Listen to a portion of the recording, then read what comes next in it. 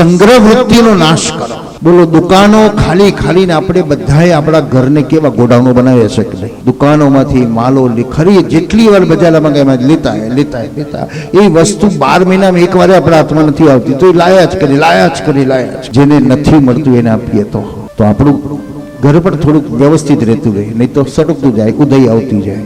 કૃષ્ણ કહે છે સંગ્રહ વૃત્તિનો નાશ કરો. નહીં મળે એવી જાહેરાત થાય તો બોલો, આપણે બધા ગાણા બની જાય, જેટલા રૂપિયા લે એટલા લઈ લો.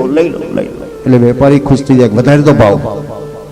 તકનો લાભ લેનારા લોકો બહુ હોય, એટલે 100 ના 1000 થઈ જાય, તો એ દોડાદોડ કરીએ એટલે 1000 ના 1500 કરી દે. પણ એને અટકાવવો તો એક જ સ્વિચ આપણી પાસે છે, એ વસ્તુનો આગ્રહ છોડી દો તો ઓટોમેટિક માર્કેટ ડાઉન થઈ જાય. સંગ્રહ વૃત્તિનો નાશ કરો. કૃષ્ણ કહે છે જેની પાસે નથી એને આપો અને લેવલ સરખું કરો. નદીનો પુલ બાંધવો છે, લાખો રૂપિયા જોઈએ, કેટલા બધા માણસો જોઈએ ત્યારે નદીનો પુલ બને. તો એન્જિનિયરો બહુ છે એના માટે તો, પણ માણસ વચ્ચે પુલ બાંધવો છે.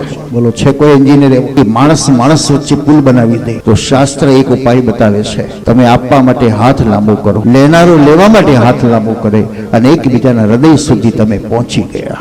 હૃદય સુધીનો પુલ બની ગયો.